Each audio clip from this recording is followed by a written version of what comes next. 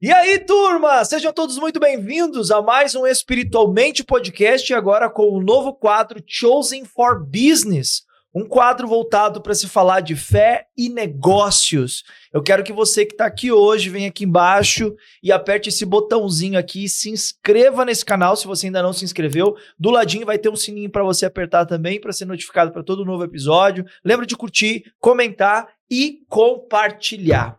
Hoje eu tô aqui com um grande amigo que já teve no podcast algum tempo atrás e agora ele volta para esse novo quadro. Quando ele veio aqui, na verdade nós estávamos em outro endereço, de uma forma bem simples.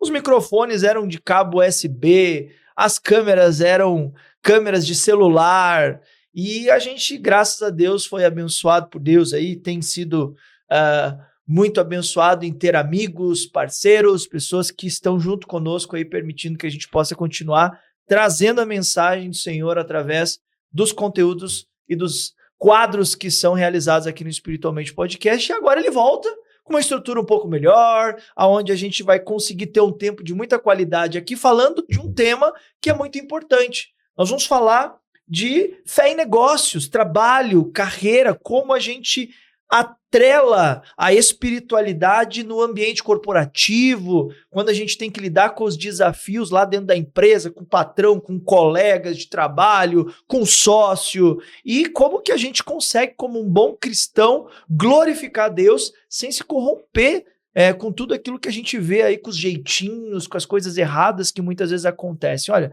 é muito aprendizado que a gente vai adquirir aqui hoje e eu tô aqui para apresentar vocês meu amigo André Melo. Muito obrigado por estar aqui participando desse podcast mais uma vez. André Melo foi autor aí do projeto que foi crescendo e ganhando uma proporção chamado Empreendendo no Reino. Exatamente. Douglas, uma honra estar aqui, obrigado pelo convite. Estou muito feliz de estar aqui na nova aliança, né? Eu participei da antiga aliança, agora estou aqui no novo tempo, mas que legal, parabéns inclusive pela perseverança, pela consistência, e só cresce aquilo que é consistente e você tem demonstrado isso ao longo dos anos, parabéns, e para mim é uma honra voltar aqui. O Igor e eu que diga, né, sobre persistência, a gente já comeu alguns quilos de sal juntos. O Igor é o diretor aqui, para quem não sabe. Bom, gente, nós vamos falar sobre esse tema então, e eu quero que você traga as pessoas para cá, para esse podcast. E eu quero que você também comente no vídeo, né? Abaixo, se você está no celular, enfim, encontre a melhor maneira, encontre o chat e participa com a gente.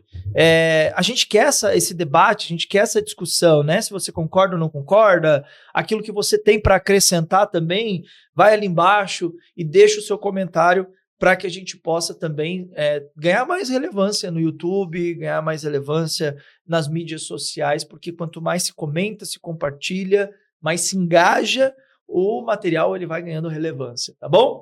Bom, André, eu já vou começar com uma pergunta interessante que eu acredito que é um ponto bem crucial para o início de tudo aquilo que hoje você construiu, que é o que te levou a fundar o Empreendendo no Reino? Que legal. O Empreendendo no Reino, ele, como a maioria dos grandes projetos que Deus faz, ele é levantado por um improvável. Eu não sou de família de empreendedores, meus irmãos, meus pais não eram empreendedores, meu pai era chão de fábrica, minha mãe dona de casa. Na igreja que eu congreguei quando criança não tinha nenhum sequer empreendedor, eu não sabia o que era isso, então eu não era a pessoa provável para isso. Aos 15 anos eu vou trabalhar no Centro Velho de São Paulo, que o mercado financeiro naquela época ainda era ali, né? A Bovespa é lá, eu fui trabalhar naquela região e então eu comecei a conhecer um mundo que era diferente para mim. Eu convivia diariamente com donos de corretoras de investimento, eu comecei a ver pessoas com muito poder aquisitivo e era uma realidade de outro mundo para mim. E eu gostei desse negócio. E eu passei a amar o mundo de negócios. Só que como toda criança que cresceu na igreja, fala bem, tem alguma habilidade, você tem projeções e pretensões ministeriais, né? Eu sabia que Deus tinha um chamado para mim. Só que agora surge esse novo amor, os negócios. E isso me botou numa crise por anos. que eu ficava pensando assim, será que eu tô querendo fugir do chamado de Deus, querendo fazer negócio? Será que eu sou um covarde que não tenho coragem, eu tô me apegando às riquezas desse mundo e toda aquela história? E isso era uma crise, mas tem algo que, obviamente, eu tinha que trabalhar e eu fui me desenvolvendo na carreira como vendedor, fazendo o que tinha que ser feito, e eu me sentia tão bem, Douglas. E eu lembro que em um determinado ano eu ganhei um livro de um argentino chamado Ed Silvoso, é o autor do livro, Ungido para os Negócios, e na introdução do livro eu vi ele escrevendo o seguinte, ele diz, daí abre aspas, eu percebi que a mesma unção que me acompanhava nos púlpitos me era familiar nas mesas de reunião.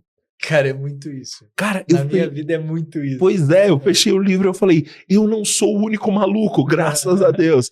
E foi Estamos numa mesa de malucos. Exato. E foi a partir desse momento que eu soube que eu deveria fazer algo com essa mensagem. A grande questão é que eu não sabia o que fazer. Só que nesse caminho, Deus foi me apresentando pessoas de forma inusitada e eu percebi duas coisas. Primeiro, existem muitos homens de Deus que são relevantes nos negócios. Muitos. E a segunda descoberta é, quase ninguém sabe quem são esses homens de Deus. Então eu decidi contar ao Brasil essas histórias. Porque a gente conhece o Flávio Augusto, a gente conhece os caras que estão no hype merecidamente, né? Tem uma boa exposição, só que tem muito homem de Deus que ninguém conhece e tá fazendo coisas extraordinárias. Por exemplo, eu entrevistei lá no Empreendendo no Reino o Antônio Torres. O Antônio Torres, ele criou aquela empresa de caixa d'água chamada Forte Leve. A Forte Leve é a maior empresa de caixa d'água do mundo. O Antônio Torres hoje sustenta no sertão mais de 300 missionários com salário mínimo e para 100 desses missionários eles têm um carro popular para trafegar, e ele sustenta isso do bolso há anos. E assim, muitas pessoas não fazem ideia, só conhecem a caixa d'água azulzinha lá, que vê nas casas, mas não sabem dessa história. E é um homem de Deus que para todas as fábricas da segunda para fazer um culto. Então eu decidi contar essas histórias para inspirar, para educar as pessoas e também para direcioná-las. E aí surge o Empreendendo no Reino. Muito legal. Agora eu vou tirar essa dúvida. Teve uma frase que foi dita que o próximo avivamento viria das empresas e viria do mercado de trabalho. Sim. Quem citou essa frase? Billy Graham. Eu sabia. Legal, essa frase é atribuída ao Billy Graham. E na verdade, uma parte importante desse movimento de Kingdom Business tem a mão do Billy Graham. 1974. A parte de Kingdom Business está muito forte nos Estados Unidos, né? Muito forte. Tá desaguando para cá agora, né? Exato, graças a Deus. Os Estados Unidos, no que diz respeito a negócios, ele sempre está na frente do Brasil porque é um mercado mais desenvolvido, enfim. Mas em 1974 tem um movimento que é importante para a igreja cristã no mundo, que é o movimento Lausanne. Era para ser uma reunião, Billy Graham, John Stott, né? Os caras fraquinhos assim, decidem fazer uma reunião numa cidade da Suíça para repensar o evangelho. Então eles convidaram as mais diferentes denominações do mundo para se reunir em Lausanne para conversar sobre o futuro do evangelho no mundo.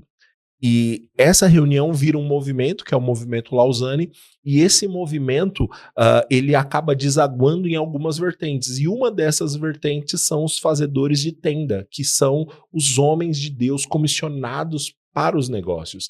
Então, o Billy Graham, nesse contexto, ele começa a falar sobre isso. O próximo avivamento, eu vejo um grande avivamento no ambiente de negócios.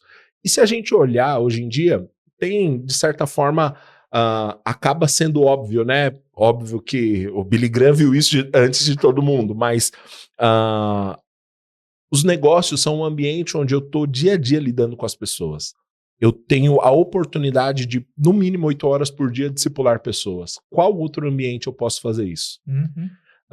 As pessoas vivem nas redes sociais.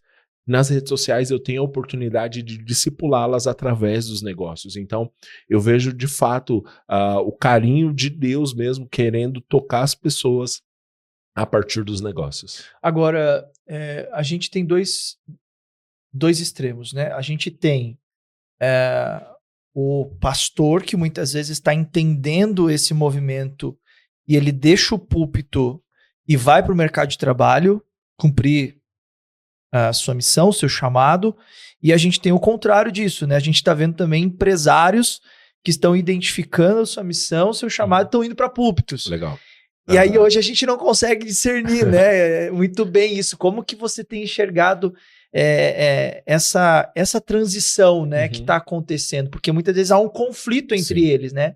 De, mas espera aí, eu fui chamado para o púlpito, agora eu tô indo para os negócios? Não, eu fui chamado para os negócios, eu tô indo para o púlpito. Então, cara, tem um equilíbrio aí? Tem, e eu gosto muito de falar desse tema, e não é um tema simples, né? Tem várias camadas, tem camadas históricas e culturais que acabam impactando as decisões das pessoas sobre isso. Mas o que eu entendo, quando eu olho para Efésios 4, versículo 11, Jesus, quando subiu às alturas, deu uns para apóstolos, outros para profetas, outros evangelistas, pastores e mestres, para quê? Com vista no aperfeiçoamento dos santos para o desempenho da obra do ministério. Durante muito tempo, a igreja cristã evangélica, até pegando uma raiz e uma origem da igreja católica, acabou ensinando de forma errada. O que eu quero dizer com isso? Nós ensinamos que os 5 dons ministeriais, e aí alguns não vão acreditar, né? Sobre os 5, essa não é a discussão, tá? Mas alguns vão acreditar que os dons ministeriais são quem desempenha a obra do ministério. Mas o texto não diz isso. O texto diz que os dons ministeriais preparam os santos e os santos desempenham a obra do ministério. Quem faz o ministério acontecer não é pastor, não é apóstolo, não é evangelista. Esses caras preparam a igreja de Cristo para que a igreja de Cristo desempenhe o ministério. E qual é o nosso problema cultural, Douglas?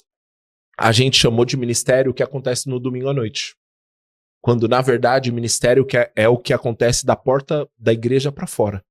Ministério é o cara que pega o metrô de manhã e ele está indo trabalhar e ele tem a oportunidade de fazer discípulos, de evidenciar Cristo. Quando a gente lê Mateus 28, 19 e 20, a nossa grande comissão, ir de fazer discípulos e tal, o texto não está dizendo você que é pastor, apóstolo, profeta, evangelista ou mestre, você que tem um cargo, você que tem um título eclesiástico, faça discípulos. Não. A ordem de Jesus é para todo mundo. Tem um professor de grego que eu gosto do que ele fala que essa palavra ide, né, no grego, ela não traz tanto a ideia do imperativo como traz no português, mas está no particípio da frase. O que isso quer dizer?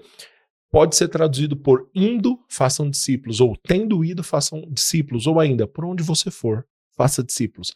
A ordem de Jesus não é ide, a ordem de Jesus é faça discípulos. Quem? Você, eu. Seja você um pastor, um cara que está atrás de um púlpito, seja você um advogado, um estagiário, um consultor, faça discípulos. Essa é a ordem de Jesus para nós.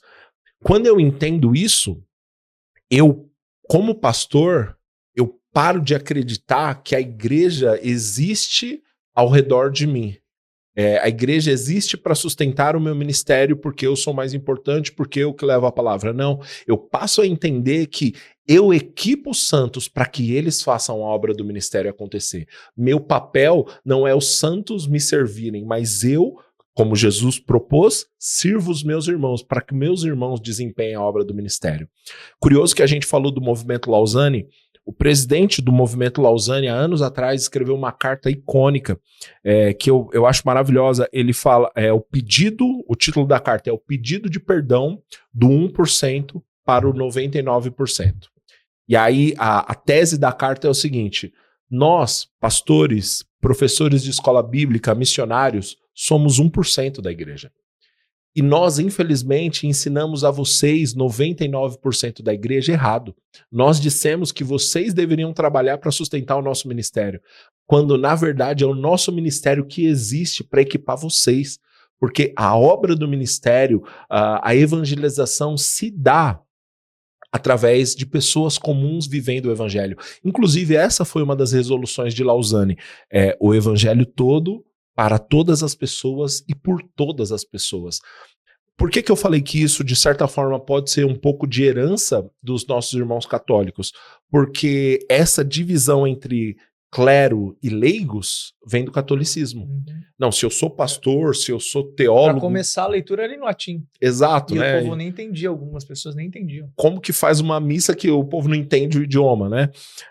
E aí faz essa distinção onde existe uma casta mais santa, que é o clero. E aí o resto é o povão, os leigos. E isso, assim, me dá arrepios quando eu vejo traços disso na igreja evangélica. Não, isso se dá muito também com os movimentos ideológicos, como, por exemplo, o marxismo cultural, onde é a luta de classes, e traz isso para dentro da realidade da igreja também, né? Sim. Os maiores, os menores, porque os empresários são ricos, têm dinheiro, você é o trabalhador, então você tem que lutar contra... E aí isso tudo vai corroborando, né? Exatamente. E ao ler o Novo Testamento, a gente vê Paulo desconstruindo isso, assim, de maneira magistral. Aí, quando, agora até respondendo de forma mais prática a pergunta, eu dei toda essa volta para chegar aqui. Se Deus te chamou para ser pastor, seja pastor. Todo mundo atribui, né? Eu não sei a evidência se de fato a frase é do Billy Graham, né? Essa eu também tenho dúvida. Porque hoje em dia a internet é assim, né, Douglas?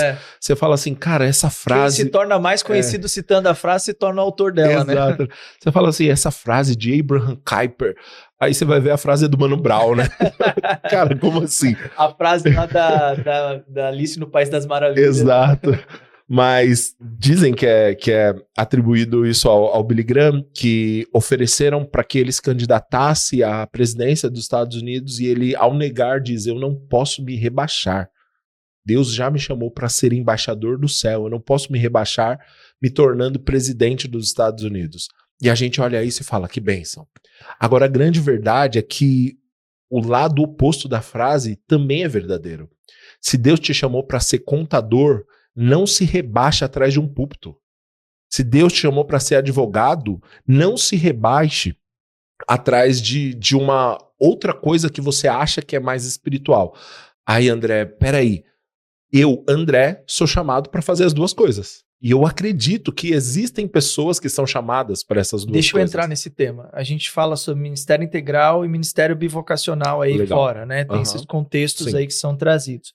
Traz um pouquinho pra gente o que você entende dessas duas vertentes.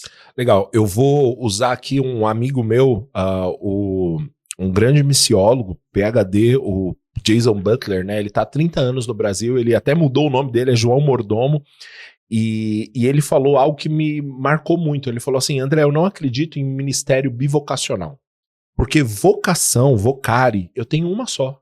Minha vocação é viver para a glória de Deus. Ponto.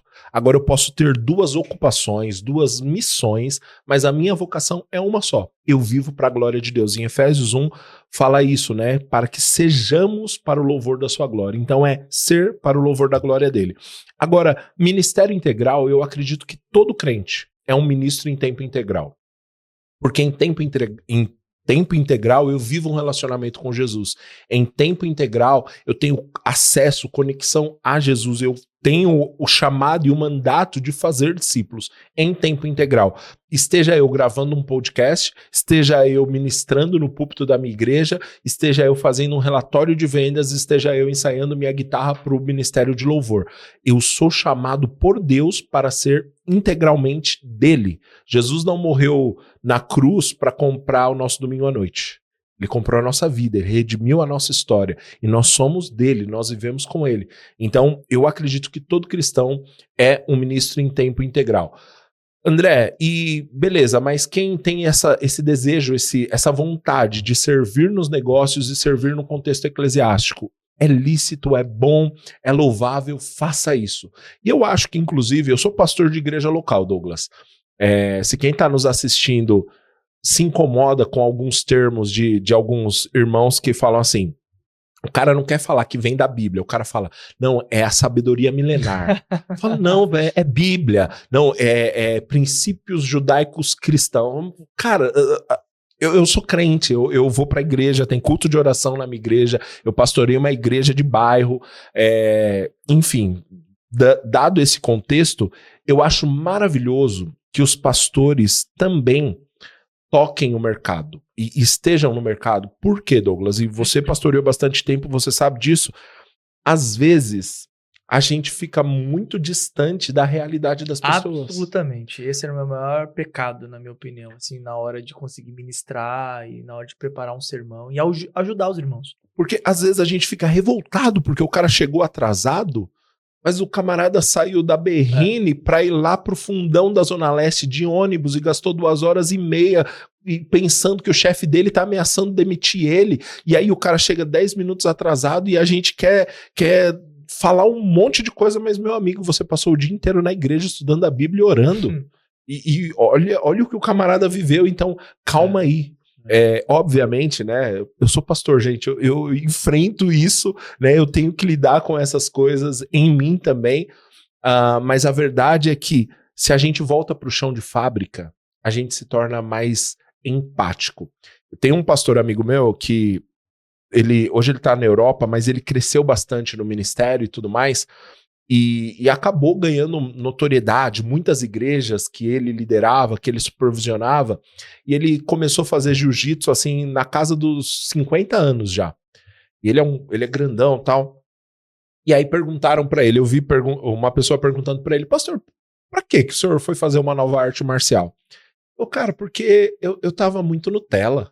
Como assim? Falou, não, porque as pessoas me chamavam de bispo lá. E aí onde eu chegava, bispo, não sei o que, bispo, quer água com gás, quer limão, quer massagem nas costas, e tava toda essa pompa. E ele falou, agora no jiu-jitsu tem um moleque de 17 anos que fala pra mim, ô negão, deixa de ser mole. E ele falou, cara, isso me colocou no chão de fábrica pra ser de verdade. E eu acho que igreja local e família são os melhores lugares para nos trazer de volta à realidade.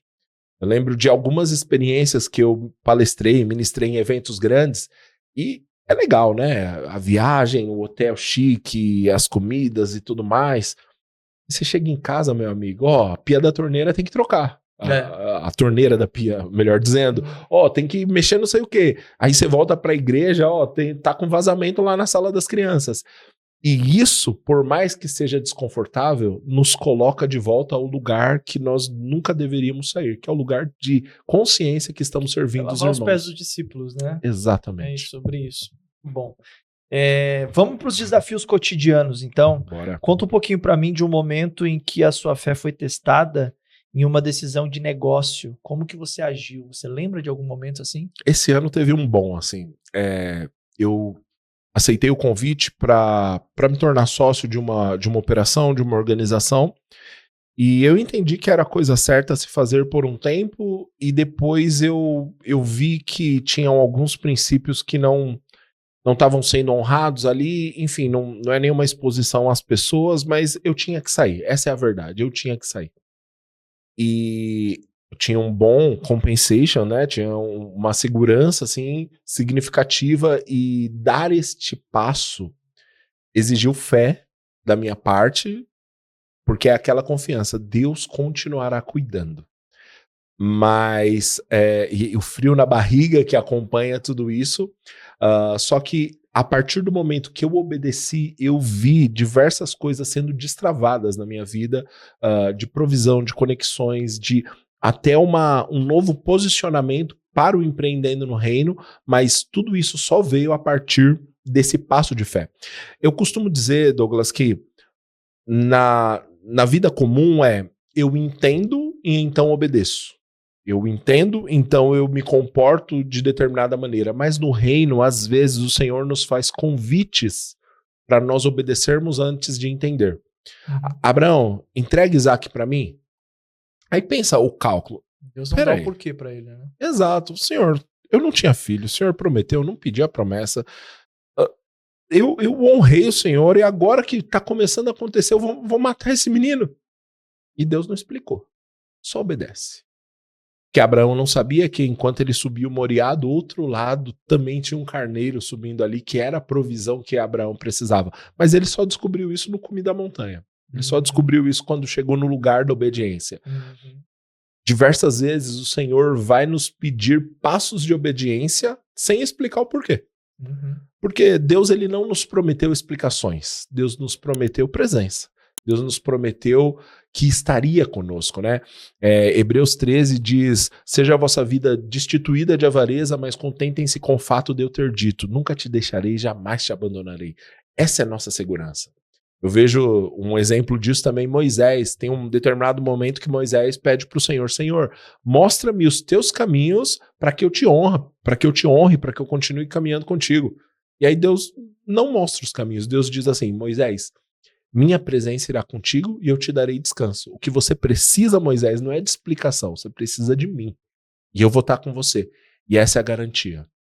Muito bom, excelente. Sobre liderança agora, baseado também em fé. Como que um líder pode criar uma cultura organizacional centrada em valores sem perder a competitividade? Que legal. Eu acredito que competitividade e uma cultura bem estabelecida, pensada em valores, elas não são coisas antagônicas, mas na verdade, graças a Deus, hoje o próprio mercado tem entendido isso, que uma cultura bem estabelecida é o maior diferencial competitivo. Eu lembro de um caso que ficou bastante emblemático, que uma determinada empresa contrata o Washington Oliveto, o maior publicitário da nação, cara que ganhou o prêmio em Cannes até dizer chega, e ele propõe uma determinada propaganda, e esse camarada, o dono da empresa, fala assim, não, isso não tem a ver com os nossos valores, eu não quero associar minha marca com isso. Do ponto de vista técnico, era a direção errada, mas eram os valores dele. O que acontece é que passam os anos, a empresa cresce, é vendida por uma transação bilionária. Honrar e priorizar os seus valores não é demérito, não é. Hoje em dia, isso é o maior diferencial competitivo que você pode ter, você ter linhas bem definidas. Aqui acreditamos nisso, valorizamos isso, impulsionamos isso. Quando você quer agradar todo mundo, você não tem efeito nenhum, você não gera resultado nenhum. É por isso que ser bem posicionado requer você delinear. Cara, eu acredito nisso, eu não acredito naquilo. Isso daqui tem a ver com os nossos valores e aquilo não tem a ver com os nossos valores. E aí quando a gente fala de construção de cultura, e sua pergunta foi muito boa por isso, a base da construção de cultura são os valores. Mas esses valores, eles devem se transformar em práticas. E essas práticas em rituais, e então aí você tem uma cultura. Então, tentando exemplificar, um valor que você tem aqui, Douglas, conexão com Deus. Quando eu cheguei aqui, antes da gente começar a gravar, o que você fez? Posso orar? Oramos. Então, esse valor se transformou numa prática. Agora, depois de anos você fazendo podcast, se você quiser começar a gravar, o Igor vai falar, opa, para. Você não orou. Por quê? Porque o seu valor se transformou numa prática e agora já é um ritual. E mesmo que você não faça, a sua equipe vai cobrar de você. É assim que se constrói uma cultura. Eu tenho valores muito claros, eu tenho práticas e prioridades, e então isso se transforma em rituais. E aí, uma vez que isso se transformou em ritual, se transformou em jeito de viver, jeito de ser, aí é uma cultura. Muito bom, excelente. Agora, só fazendo um adendo a isso, a gente vê hoje que a lei, ela, de alguma maneira ou de outra, acaba também trazendo um certo ponto de atenção para empresas que têm a cultura, têm as práticas de oração interna. Sim. E aí a gente está vendo que isso pode se tornar assédio e, enfim, isso se tornar um problema para as empresas. Não sei se você tem essa experiência prática com empresários, com líderes, algum exemplo que você possa me trazer de como que eles conseguem fazer essa introdução de maneira saudável, sem que haja esse tipo de reação com as pessoas que não compactuam, porque às vezes você tem uma empresa tão grande, com um número significativo de pessoas, e você tem de determinadas religiões e crenças ali dentro. O que você orienta as pessoas a fazer, os empresários a fazer, para que eles possam implementar essa cultura de maneira saudável, sem criar problemas? Que legal, muito obrigado por fazer essa pergunta, porque isso me dá a possibilidade de falar algo que eu gostaria muito de falar, que é o seguinte: muitas vezes nós queremos uma fórmula, um framework, algo que funcione para todo mundo. E assim, isso é coisa de bebê. O adulto, ele vai entender na realidade dele o que funciona para ele, praticar na realidade dele o que funciona para ele. Eu já trabalhei em empresas é um homem de Deus, ele é famoso, o Dr. Paulo Vieira, da Febracis, eu trabalhei lá, e lá a gente começava o dia orando, mão dada, cantava um louvor e orava todos os dias, independente da sua confissão religiosa. Estive em ambientes de empresas muito maiores, onde o cara falava, eu não posso fazer isso aqui. E nem por isso ele é menos homem de Deus. Então, é necessário que nós, como empresários cristãos, aprendamos a conectar e acessar o Senhor para receber estratégias específicas do Senhor para a nossa realidade. Muitas vezes nós temos essa mentalidade de eu quero praticar o modelo que eu vi na empresa tal, na organização tal. E isso traz um certo conforto. Mas a grande verdade é que o que vai dar certo para a minha organização, para a minha realidade, às vezes não tem precedentes, às vezes não tem um framework do Vale do Silício, às vezes não tem ninguém na Berrini e na Faria Lima fazendo, às vezes o Senhor vai entregar algo que Ele espera que você faça. Então, por isso que eu valorizo muito, e esse é um dos temas que eu tenho falado muito no último ano, que é a questão de você ouvir de Deus. Anos atrás, um livro, eu vou fazer isso para chegar, para construir um paralelo e chegar nessa resposta. Anos atrás, um livro chamado Em Seus Passos, O que Faria Jesus, ficou muito famoso no Brasil. O livro tinha sido escrito há 100 anos atrás, mas depois, na década de 80, 90, ficou muito famoso e o pessoal andava com a pulseirinha, né, em inglês, WWJD, né, que em inglês seria as iniciais para O que Faria Jesus, e essa mentalidade de em meu lugar o que Jesus faria é boa, mas ela é uma parte da verdade. Por quê? Eu entender, eu ficar me questionando, bom, se Jesus tivesse um podcast, o que Jesus faria? Isso significa eu lendo Mateus, Marcos, Lucas, João e tentando aplicar de acordo com a minha ótica o que Jesus faria. Eu estou pressupondo o que Jesus faria.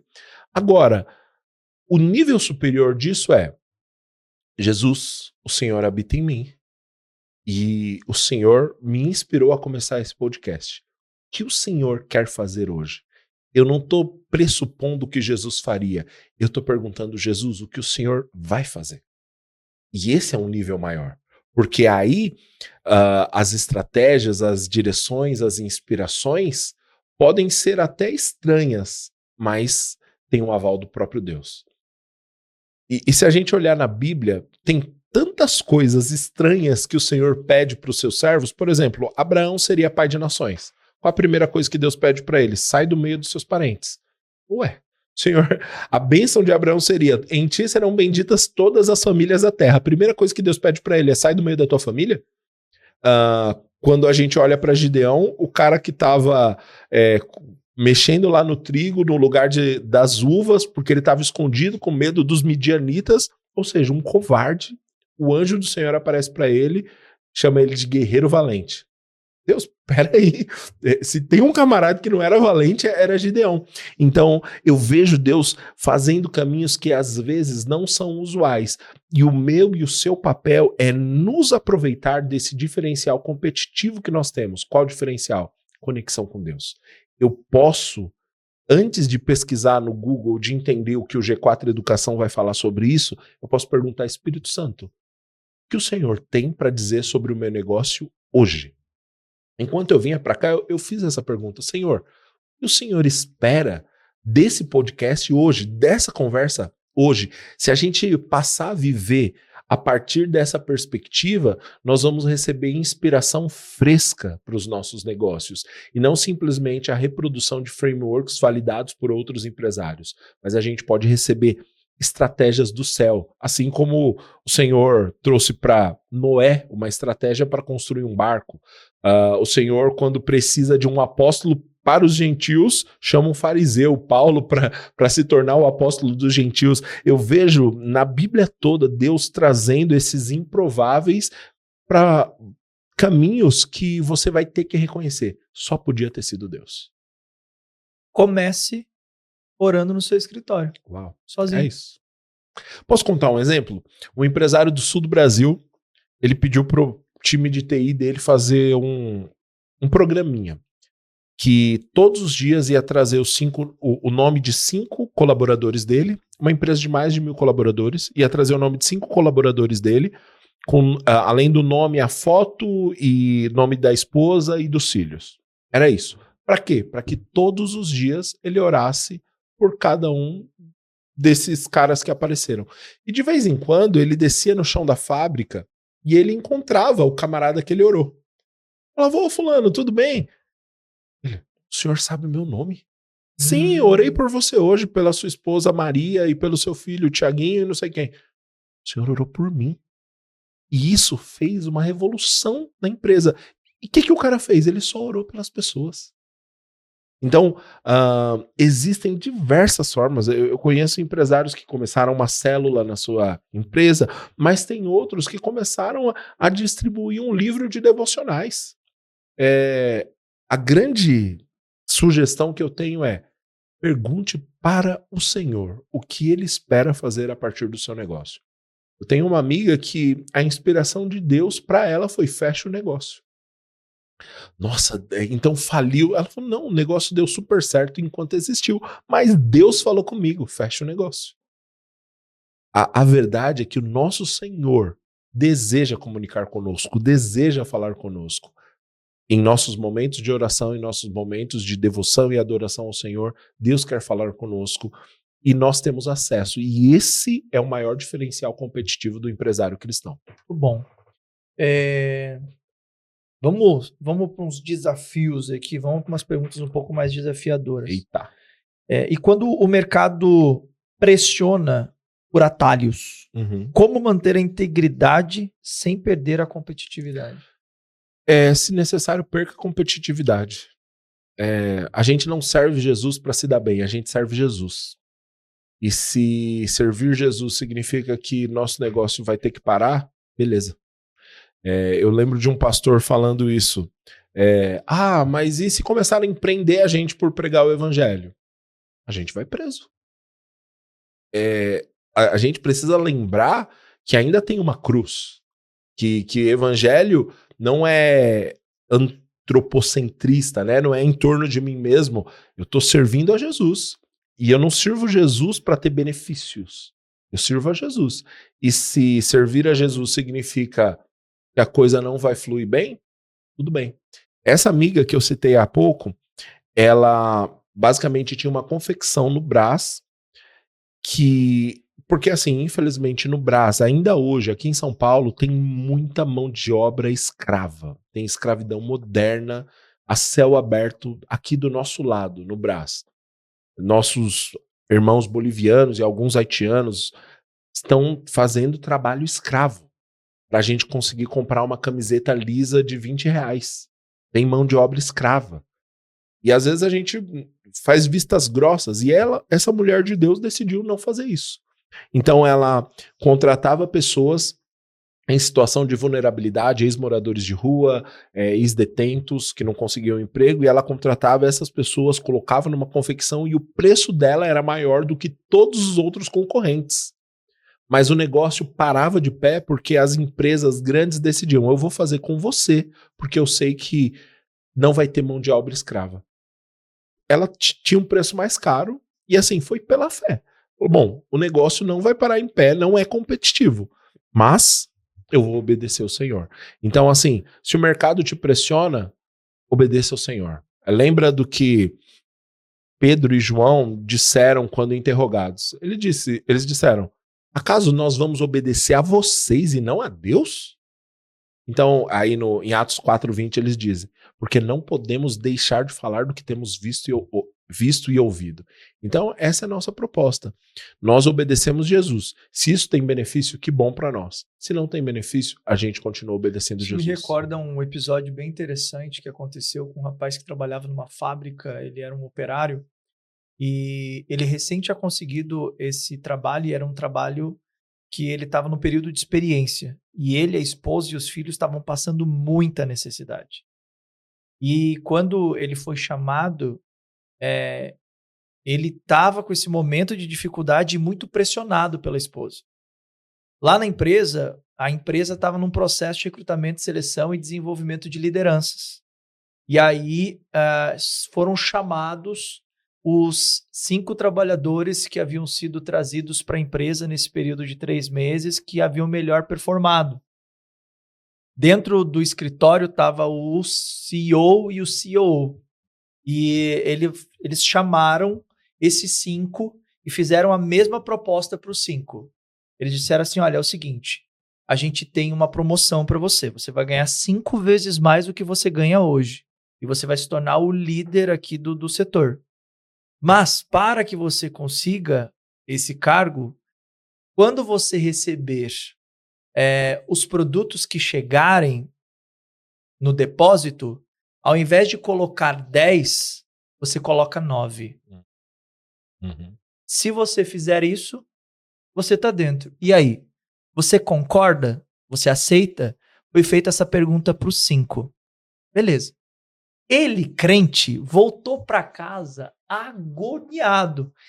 Ele chegou para a esposa e falou, olha, eu recebi uma proposta de promoção. A esposa celebrou, glória a Deus, Deus ouviu as nossas orações, a gente vai sair da necessidade, a gente não vai mais passar necessidade, você vai ganhar muito bem, vai mudar a nossa vida. Ele disse, mas tem uma coisa. Eles pediram para que eu fosse desonesto. Isso vai contra o nosso Deus. E ela caiu para cima dele. Como assim você não vai aceitar? Qual o problema? Aceita. É só colocar e fazer o que eles estão mandando. Eles são os donos da empresa, eles estão pedindo isso para você. Faça. Ele orou, foi dormir.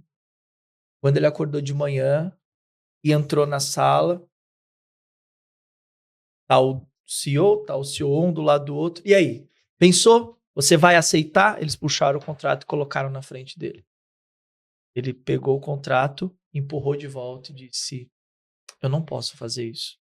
Isso vai contra os meus valores, isso vai contra o que eu acredito. Eu sou cristão e Deus não me permite ser desonesto. Na hora, os dois estavam sentados, eles levantam, pediram para ele ficar de pé, esticam a mão, aperta a nossa mão. Você foi promovido. Os outros 4 que foram chamados aqui aceitaram a nossa proposta. E isso era um teste. E você foi aprovado. Você é o novo líder agora. Que legal. Uau. Então, quer dizer, né, vale a pena você ser honesto, vale a pena você ser justo diante de uma realidade onde há muitas pessoas que estão na desonestidade. Isso serve para todas as esferas da sociedade. Para política, para negócios, para comunicação, educação, enfim, todas as áreas. Então, acho que é um ponto bem interessante. Eu gostaria de compartilhar com vocês esse episódio, que eu acho que vale a pena. Como que você responde aos que dizem que fé e negócios, lucros, dinheiro, faturamento não se misturam, né? Porque tem essa... Essa é uma das mentiras que o diabo construiu que mais atrapalha homens e mulheres de Deus de servirem ao Senhor. E essa mentira, ela tem tantas camadas porque vem de crenças que vem da nossa história, inclusive, né? Nós, como nação, fomos catequizados pelos jesuítas, né? Que eram padres que faziam voto de pobreza. Então, isso vem de muitos e muitos anos, de alguns séculos. A grande verdade é que se eu olho para as escrituras, eu não encontro respaldo para estas mentiras. Lídia, no Novo Testamento, era uma mulher que era conhecida por suas boas obras, era uma mulher de Deus e era uma empreendedora. A Bíblia fala sobre um outro camarada que não era judeu, Cornélio, mas diz que as esmolas dele, olha só, o que ele fez generosamente subiu para a memória de Deus. Eu consigo observar, Paulo, ele só encontra os grandes parceiros ministeriais dele, Priscila e Áquila, trabalhando, porque ele fazia tenda e Priscila e Áquila também. Então, essa história de que fé e negócios, fé e trabalho não se misturam é uma mentira do diabo. E aí tem uma outra vertente que é o seguinte: se o inimigo sabe que ele não consegue te parar, ele vai tentar te distrair, ele vai tentar te levar para um extremo. Se você está em um extremo, ele vai tentar te levar para outro. C.S. Lewis disse isso, né? O diabo sempre traz à terra mentiras em pares opostos, porque não importa se você está do lado desse extremo ou neste extremo. O importante é que você esteja em um extremo, porque todo extremo tá errado. E aí eu vejo o extremo de não mexe com essas coisas aí do mundo, não. Você tem que ler, orar, confiar em Deus e quando Jesus voltar, resolve o nosso problema. E tem um outro extremo onde Jesus ele se torna meu caixa eletrônico. E aí eu tenho que ter um Porsche 911 porque senão eu não sou o homem de Deus. E aí agora evoluiu a brincadeira, né? Se eu não tenho meu avião particular e eu não tenho um hangar lá no Catarina, eu não sou um homem de Deus. Isso é muito da teologia da libertação. Exato, em um extremo eu tenho a teologia da libertação, que Deus só ama pobre, em outro extremo eu tenho a teologia da prosperidade, que se eu não tiver um avião eu não sou homem de Deus. Ambos estão errados. Eu sou mordomo, e como mordomo eu vou prestar conta diante de Deus dos recursos que Ele me colocou para administrar. A verdade é que nós temos que ter a consciência que, por exemplo, você, Douglas, vai prestar conta diante de Jesus do que você fez do podcast dele que ele confiou na tua mão. Um dia você vai chegar diante do Senhor e ele vai falar, cara, o que você fez com o meu negócio que eu deixei você administrar? O que você fez com os meus recursos que estavam na sua conta? O problema é que às vezes a gente acha que recurso de Deus é só aquele que a gente faz um pix para a conta da igreja. É só o dízimo que vai, ou a oferta que a gente dá. Mas, na verdade, nós vamos prestar contas diante de Deus do todo. Inclusive, a Bíblia fala que nós vamos prestar conta diante de Deus até de cada palavra inútil que falamos. Então, quando eu vivo com a ótica de um mordomo, eu sei que eu tenho tudo, mas nada tenho. Como Paulo disse, né? Tendo tudo como quem nada tem. Por quê? É tudo do Senhor. Ele é o dono de tudo. Quando Jesus pede para o jovem rico, vai e vende seus bens, dá aos pobres, porque que é o que falta para você. Jesus ele não estava querendo levantar um culto à pobreza. O que Jesus estava dizendo eu quero te ajudar a transferir seu recurso da terra para o céu, porque você precisa juntar tesouro no céu. Se a gente ler a continuidade do capítulo ali em Lucas, Pedro fala assim, Jesus fala, é muito difícil para um rico entrar no reino dos céus. Aí Pedro fala, então quem pode ser salvo? Olha só, a questão dos discípulos não foi, então ninguém vai ser salvo. A questão dos discípulos não foi, que bom que a gente é pobrinho, então tá tudo resolvido. Pedro pergunta, então quem pode ser salvo? Jesus fala, para o homem é impossível, mas para Deus tudo é possível. Aí Pedro quis ganhar uma moralzinha, ele fala assim, mestre, por amor de ti, deixamos tudo. E aí você acha que Jesus ia deixar isso? Jesus responde, olha, não há ninguém que havendo deixado casas, filhos, negócios, não receba 100 vezes mais no tempo presente essas coisas com perseguição e no futuro a vida eterna. Então existe sim uma recompensa que toca essa vida, mas também toca a eternidade. E aí quando eu vejo a recompensa que toca essa vida não é dinheiro para mim, é mais dinheiro para eu administrar. Como assim? Se eu sou mordomo e todo recurso que eu tenho acesso é recurso de Deus, quando Deus coloca mais recursos na minha conta, é mais trabalho para administrar o dinheiro de Deus que está na minha conta. A parábola dos talentos. Aquele que tinha mais foi dado. Mas mais foi dado para quê? Para ele pegar os filhos e ir para Dubai? Não. Mas foi dado para ele administrar.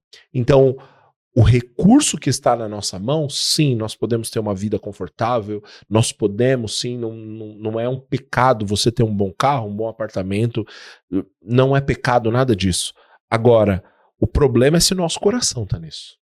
Jesus diz em Mateus 6 que ninguém pode servir a dois senhores, pois há de agradar a um e aborrecer o outro. Vocês não podem servir a Deus e a mamon, ou a Deus e as riquezas. Então, como eu faço se eu tenho um negócio que produz muita riqueza? Como eu faço para servir a Deus? Eu pego a minha riqueza e coloco ela a serviço de Deus. Aí vem o pensamento de mordomia e generosidade.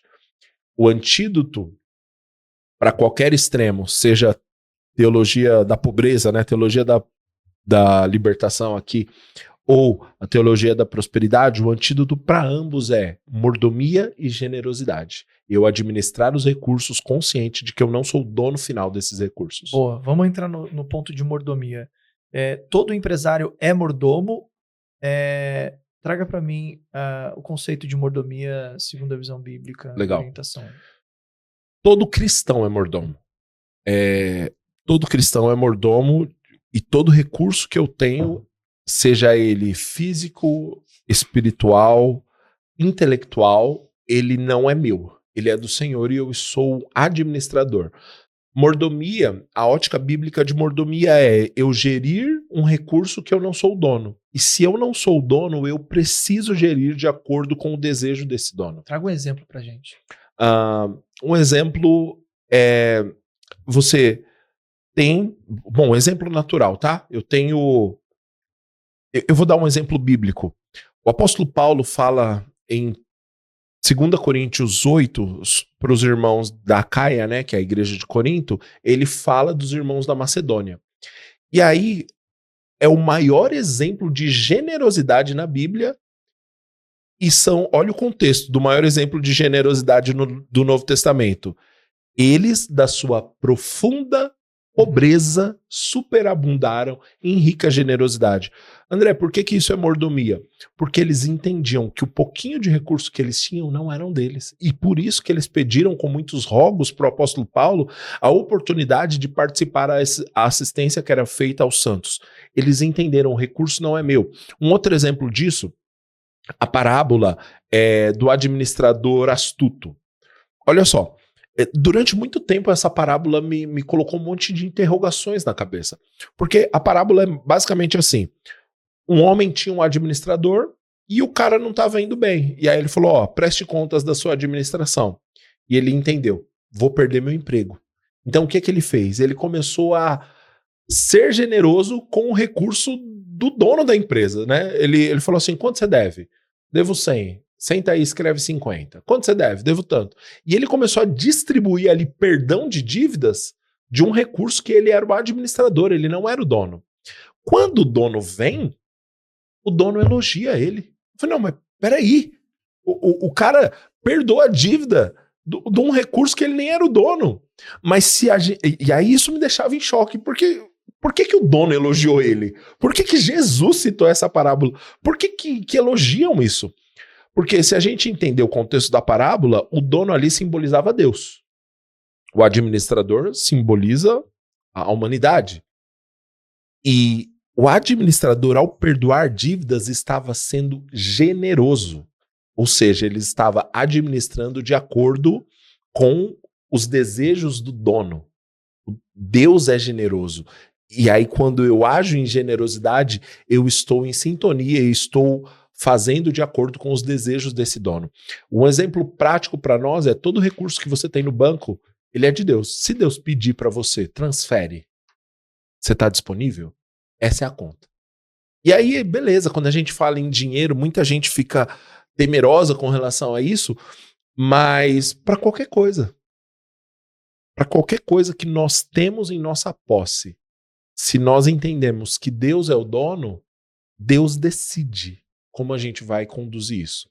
E aí, quando eu conduzo o meu negócio entendendo que Deus é o dono, na linha final de decisões, precisa ter a opinião de Jesus sobre isso. Porque às vezes você vai entrar em ambientes que você fala, cara, o certo é demitir. E aí Deus fala com você, eu quero dar uma oportunidade. Senhor, mas se eu olhar o padrão, se eu olhar o que o RH disse, os relatórios, as conversas que nós tivemos, eu tenho que demitir. E o Senhor simplesmente te inspira. Aguenta aí, eu quero trabalhar com ele. E aí manda quem pode, obedece quem tem juízo. Entendi. Bom, vamos lá. Estamos indo para a reta final, gente. Vocês estão gostando? Continuem curtindo, continuem compartilhando. Se você ainda não curtiu, tá aqui, aperta esse botãozinho aqui embaixo e curta. E também, se você ainda não compartilhou, compartilha lá no grupo da empresa. Olha que podcast maravilhoso para estar lá no grupo da empresa. Né? Envia lá pro seu patrão, pro seu líder. Olha que boa indireta aí, você fala para ele, assiste aí, coisa boa para você. Então, compartilha. Se você ainda não se inscreveu, se inscreve, hein, gente? Para você não perder as oportunidades aí de novos episódios.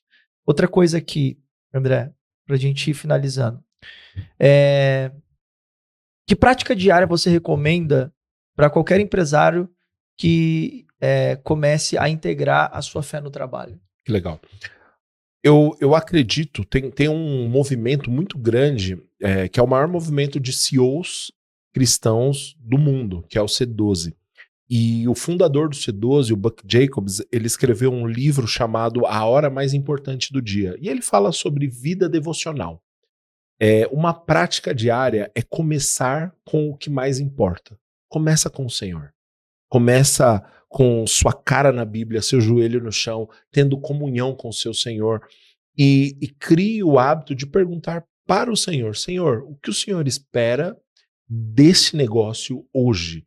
O que o Senhor espera de mim hoje? É trazer o cristianismo para o dia a dia prático do seu negócio, para o dia a dia comum do seu negócio. Muitas vezes a gente busca práticas tão elaboradas e tão sofisticadas, mas existem práticas tão simples quanto orar.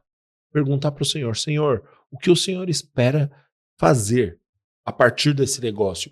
E não simplesmente dizer como um mantra, mas orar e esperar a resposta. A disposição de ouvir a resposta, a expectativa na resposta faz toda a diferença no momento de oração. Então, com fé, você simplesmente submeter ao Senhor e perguntar: Senhor, o que o Senhor espera fazer? Resumindo, prática devocional de comunhão com Deus e o hábito de perguntar ao Senhor sobre as decisões cotidianas do seu negócio. Muito bom. Se você pudesse deixar uma única lição para os empresários cristãos aqui nesse podcast agora, qual seria ela? A lição seria a seguinte: ouça o Senhor. Seu negócio não é algo pequeno demais para Deus falar. Não é algo mundano demais. Deus se importa com o seu negócio, Deus se importa com como você conduz esse negócio e Deus se importa com as grandes coisas que você está enfrentando, mas também com as pequenas coisas. Anos atrás eu lembro de um homem de Deus, um pastor, falando o seguinte: Deus não é o líder de um orfanato, porque um líder de um orfanato se preocupa em te dar uma cama, um teto, 3 refeições ao dia, um chuveiro e acabou, não reclama. Deus é um pai de amor, que se importa com as coisas grandes, com as decisões estratégicas, mas também com as coisas pequenas, porque pai se importa com aquilo que importa para o filho. Enxergue Deus como seu pai de amor e busque o relacionamento e a comunhão com ele, porque você vai se surpreender com a bondade e a fidelidade do Senhor nas grandes coisas, mas também nas pequenas decisões. Muito bom.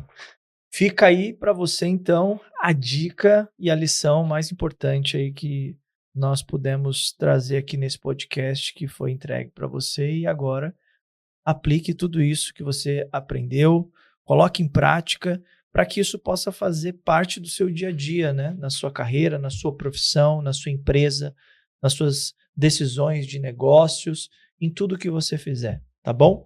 Eu quero que você acesse ao conteúdo do André nas redes sociais. Onde que eles te encontram nas redes sociais, André, para que eles possam se aprofundar mais e te conhecer mais? Em todas as redes sociais, Empreendendo no Reino. Não é Empreendedores do Reino, é Empreendendo no Reino. Você vai encontrar YouTube, Instagram, TikTok, todas as redes sociais, nos encontra lá procurando dessa maneira. Muito bom. Então, vá atrás do homem lá, você quer se aprofundar mais, entender mais e conhecer histórias inspiradoras, porque você vai encontrar bastante conteúdo lá e eu indico para você, tá bom? Se você ainda não se inscreveu, aperta esse botãozinho vermelho aqui embaixo, se inscreva, aperte o seu like aí também, deixa o seu like e compartilha para mais pessoas esse podcast de hoje. André, muito obrigado mais uma vez. Meu amigo. É sempre um prazer ter você aqui. Obrigado por tanto conhecimento e obrigado por compartilhar com a gente aquilo que Deus tem te dado. Muito obrigado, Douglas. Estou tão feliz de voltar aqui. Obrigado pela honra de abrir esse espaço e obrigado pelo seu sim a esse chamado de tocar intencionalmente nos negócios. O povo de Deus precisa disso e você está usando da influência que Deus te deu para tocar a vida de pessoas e eu oro para que você receba do céu recompensas por esse trabalho. Amém, que assim seja. Vamos ficando por aqui nesse episódio de hoje. Não perca o próximo episódio e compartilha para mais pessoas. Um beijo no coração, que Deus te abençoe, até o próximo, tchau!